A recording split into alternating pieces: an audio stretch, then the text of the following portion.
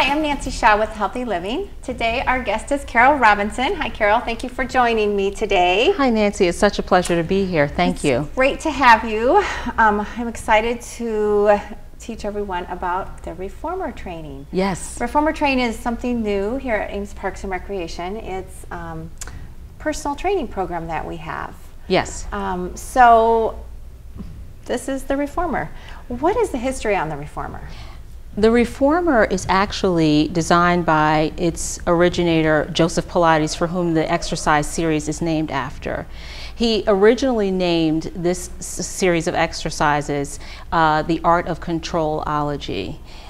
He originates from Germany, and in the early 1900s, he was stricken with asthma and rickets, and he was basically feeble. So he had the idea that if you connect the body, breath, and mind in your everyday functional movement, that you can rehabilitate yourself. So he designed this program on the mat, and today we're going to be talking about the Reformer, which he actually tied pulleys and straps to his hospital bed. Wow. And rehabilitated himself. So this is a modern version of what Joseph Pilates had in mind for this particular series of exercises. So the Reformer has actually been around for quite many years. Since the early 1900s. He actually started his first studio in New York in 1928. Wow. Yes. That's incredible. Absolutely. So what exactly is Reformer training? When somebody says, I train on a Reformer, what does that entail? Reformer training incorporates the ideas of using the body, breath, and mind connection to assist you in your everyday functional activities. So if you were exercising, or even if you were sitting in your car driving a long distance, incorporating your body, breath, and mind, using your navel to spine techniques that you will instinctively begin to remember, is really what this is all about. So what is the difference between training on a Reformer as opposed to mat Pilates or strength training in the weight room? Okay. Well, I think that we need a little bit of everything. And this, yes, very true. And so what the Reformer will do, and what Pilates in general will do, is give you more awareness in your everyday movement. So if you're a runner, you know, your core strength and your endurance are some of the most important things. How you're running is what the Reformer would help you to look at. So it's going to look at your body alignment and also help you to gain more endurance by strengthening your core. So the focus, we really see a lot of core strength work with the Reformer, in addition to all the other benefits of working on the Reformer. Absolutely.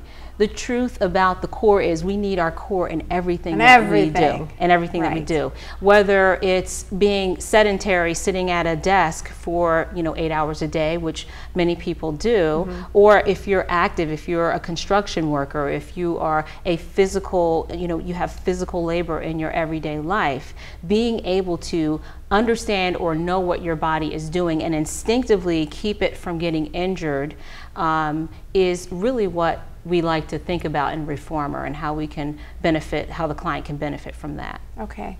So who is the typical client? Do you have a certain level of expertise as far as a person who's very fit or a non-fit person? Who do you usually typically see in a Reformer session? The Reformer is for everyone. There are people who have just come out of a serious accident who were released from physical therapy and don't really have a next step for their rehabilitation. So this Reformer and the philosophy behind it is, again, with Joseph Pilates, he had asthma and rickets, so he was able to rehabilitate himself. More recently, Reformer has been introduced to professional athletes. So the whole gamut, from anyone who is injured and has serious rehabilitation to do, to someone who is conditioning as a professional athlete to kind of help them to prevent injury and to kind of undo some of the continuous conditioning that they have to certain body parts. It looks to help the entire individual from a physical standpoint. So even people brand new to exercise would definitely benefit from working on the Reformer, correct? Absolutely. Yeah, and you get a lot of age a lot of different ages. Yes. Because I've seen young and I've seen older. Yes, people. absolutely. I think that those who are younger are ahead of the curve when they choose Pilates, because when you're young, your core is already intact and you don't even realize it. You're getting a head start. You're getting a head start. And for those of us who are looking to kind of get back some of what life has that's a good way to put away, it. right. To kind of get back to life. It's a wonderful, wonderful series of exercises that will help you to stay with your body, breath, and mind and take back some of those years. Well, Carol, would you show me some of the basic exercises you would train somebody with on the reformer? I would love to. All right. Okay, so you're gonna have a seat. Okay.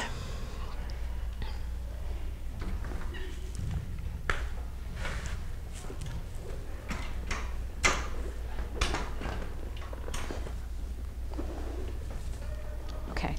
So, are you feeling comfortable? Yes. All right. I could take a nap right now. It's nap time. No. Okay. No nap.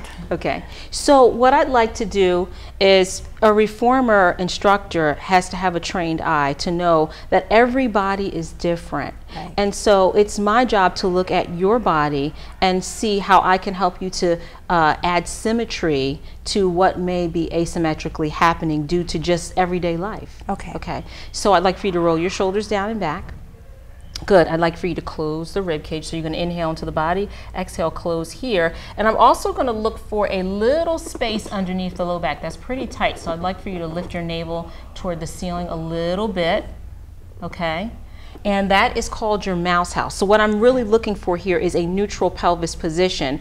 Our spine has a natural curve in the low back, and what I would like to be able to do is have that represented here on the mat. And a lot of times in everyday life, we begin to tuck the pelvis, and that puts undue stress on the back over time. So what we're looking to do is keep the back nice and healthy by asking for a neutral pelvis position. Okay. Okay. And that's, for a lot of people, probably something they need to learn how to do because they've lost that ability over time. It's a relearn, yes, right? Relearn. We're going to relearn that, okay? So I'd like for your feet to be hip distance. Okay. Good. And this is called the warm-up. So all we're going to do is, with your arms by your side, I'd like for you to extend your legs on the inhale, pressing away. Good. And exhale, bring it home. Yes. Breathing is important, so make sure you're inhaling as you extend the legs, and exhale, bring it home. Yes. Inhale. So what I would be looking for here is to make sure that your pelvis is staying in the neutral position, because sometimes when the knees come back into the chest, or as we're riding back home, we want to lift from the tailbone. Okay, the other thing that's happening is it's warming up the joints. So it's warming up your hips, your knees, your ankles. Okay. And I'm going to show you another one. So I want you to put your toes onto the bar. Now connect your heels.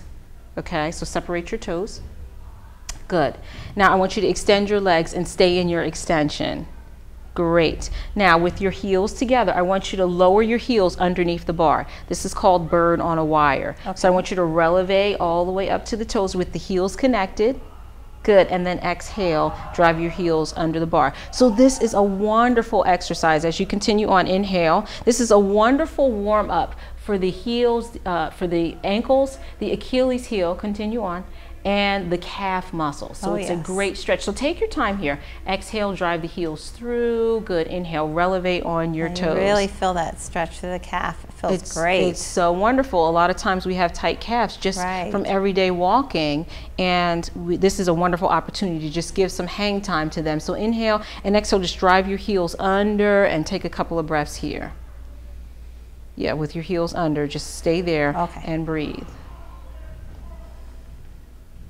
Wonderful. You're going to bend your knees and bring the carriage home. Now we're going to do something called supine arms. So in other words, we're facing upwards and we're going to work with the arms. Okay. So reach back and grab your stirrups.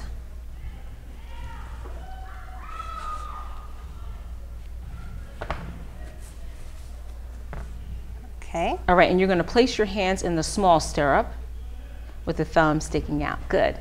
Now, you're going to extend your arms toward the ceiling with your fingertips over the shoulder. Still maintaining that neutral pelvis position. We're going to bring the legs together. And if you were a beginner, I would have you lift your legs into what we call the table position. So this is a 90-degree angle. And I'm going to be looking to be sure that your knees are over your hips and your ankles are in line with your knees. When we press the inner thigh together, we're actually engaging the core because your inner thigh are also a part of your core. Okay, so for this supine arm exercise, I'm going to have you inhale, pulling your arms down by your side, and exhale, bringing the arms back up toward the ceiling. Okay, now because I know how fit you are and how hard you work out, I know that you could extend your legs toward the ceiling and give me heels together, toes apart. Now, I would normally have you with the legs extended all the way up to begin, but because you're a little more advanced, I'm going to angle your legs away, and we're going to do that same long pull exercise. Exhale and inhale, arms back up. I changed the breathing, but sometimes it's good to kind of challenge the brain to do something different. Make sure your fingertips are coming all the way over the shoulders. Can we do 2 more of those? 2? Good. Keep your shoulders rolling down and back. Relax your neck. 1 more. Beautiful. Now, we're going to bring the arms back up to the start position. Bring your arms out to a T position. Okay? And then you're going to exhale, bring the arms by your side.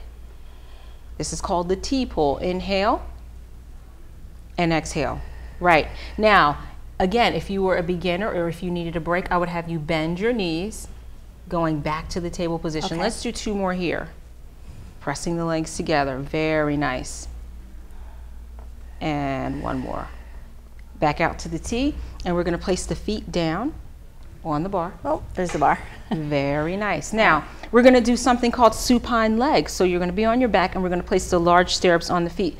Okay. So let's bring your right knee into the chest. Place the large stirrup on. Yes, and then the left knee comes in, and you're going to place your foot on.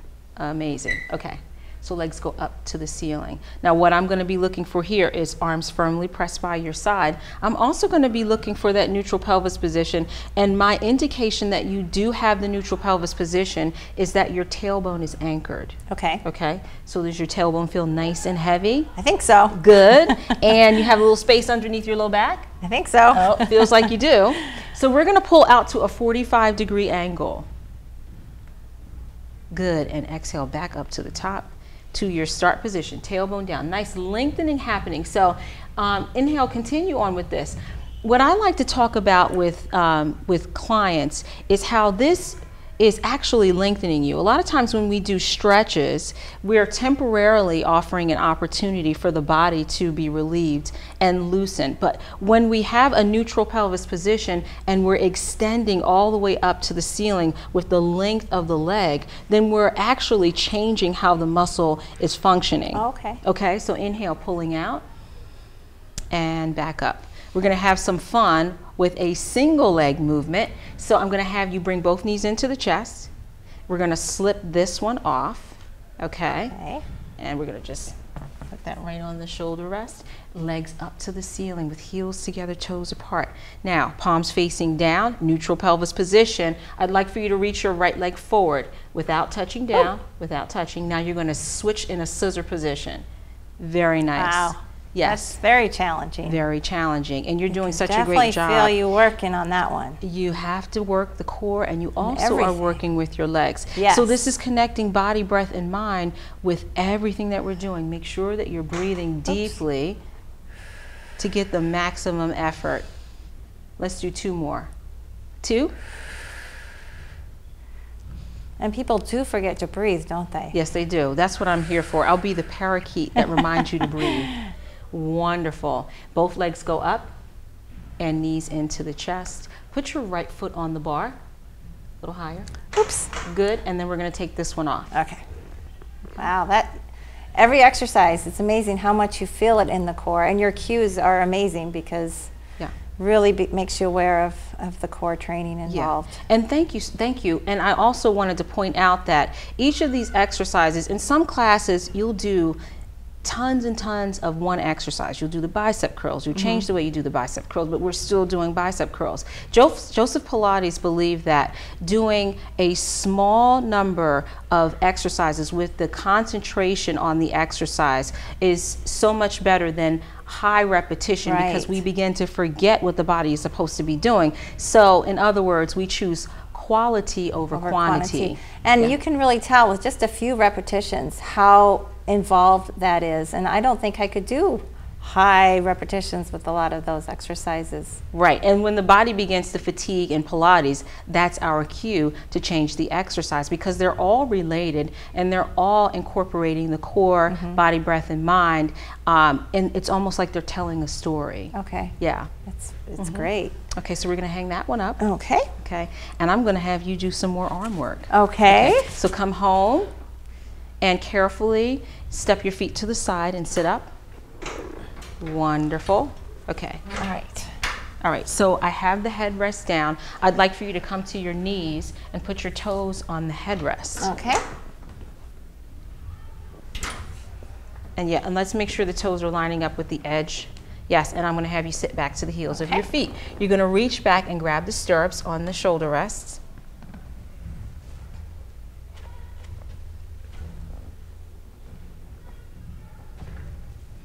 And you're going to place your hands in the small stirrups. Yes. Alrighty. Okay. Now, I would like for you to bend your elbows, bend your arms. Okay. And your elbows are going to line up with the seam of your shirt. Now, I would like for you to lift your hips off of your heels and come to a standing knee position. Now you're going to pull in and match the elbows up with the seam of the shirt once again. I'd like to have your arms bent a little bit more and bring them in toward the center. Now we should note that this is an advanced exercise here. This is first started either on the box, which we have, or you're in a seated position. Okay. Okay. So just holding it here is challenging. Just holding it here is challenging, and I know you're up for the challenge. I'm up for the challenge. Okay, awesome. We'll do a few of in the series. Okay. So what you're going to do is inhale, reaching forward. Fingertips should end up just above the chest. Good. Relax your shoulders and bring it back to your start position. Amazing. Let's do 3 more of those with an inhale. Yes. I want you to relax the shoulders down and back. Right, so when you come back, the shoulders right. There's your start position. Awesome. And then we're going to go out, hug a tree. So you're going to bring your arms out to the side. Right, lower your left shoulder for me. Good, and bring your arms forward just a hair. Okay, relax your shoulders. So on your exhale, you're going to connect the fingertips right in front of the chest line. Now open up. So the idea is that we're actually reaching around the tree. Exhale. Beautiful. I want you to come back just here. So we're not going completely all the way back. Elbows stay in front of the body. Exhale, connect.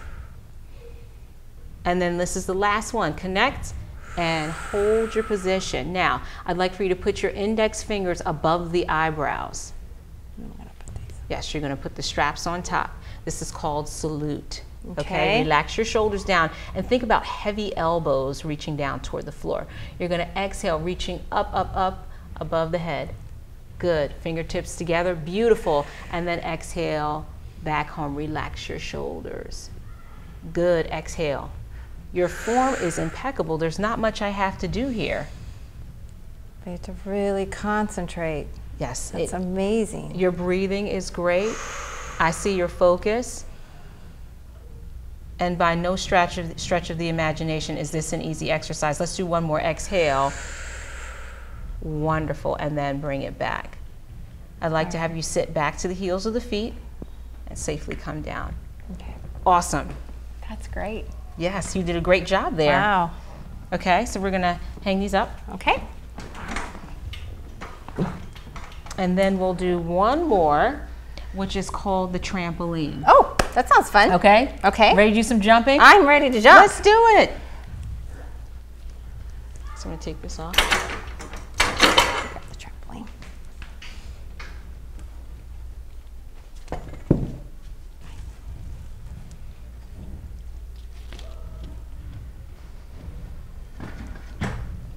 Okay. Okay, so we have made a small adjustment from the bar that was here, and we've placed the trampoline here. I love the trampoline because it adds such a wonderful variety to a Pilates workout, and it is also an opportunity to add some cardiovascular exercise, so the heart rate will go up with the trampoline. Oh, that's great. Okay. People will love that. Yes, so you're gonna have a seat. Okay.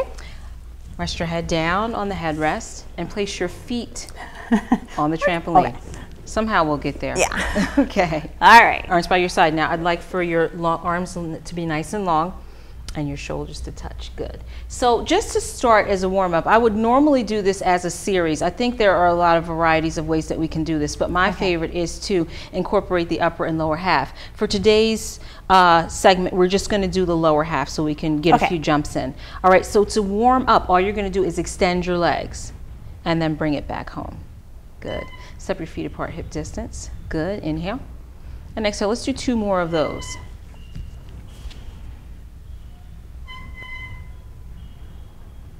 Okay. Now, we're going to start the jump. So come all the way home.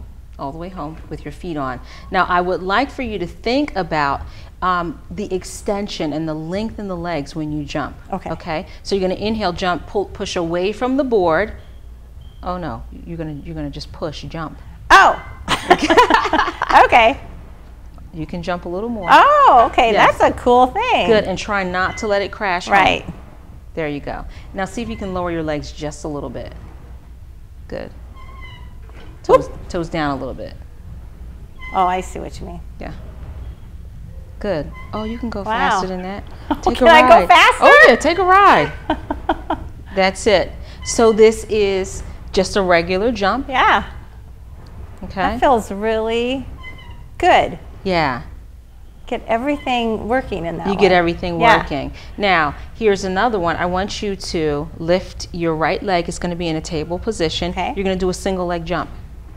Good. So what's happening here is I want you to really think about your extension. You got some more room back there, so give it a little push. Good. Okay. It's hard to know how. Right. But really, that's perfect. That's perfect. Once you get going, you. Yes. Right. So you don't want to bump. You get crazy. Right. You can jump really far, can't you? Yeah. Okay. So we want to have a happy medium between that. So just go a few more on this side. It's just feeling how hard to push and. Yeah. And really thinking about the extension of the legs that's being used. Awesome. That's perfect jump. Okay, so come home. All right. Okay, so now I'm going to ask you to do a single leg jump on each side. So it's an alternating jump. Good. And then switch in the air. Awesome. Yes. Okay. Alternating jump. Last one, bring both feet to the tramp.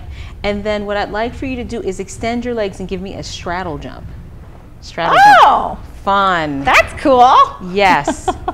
You go crazy on that one.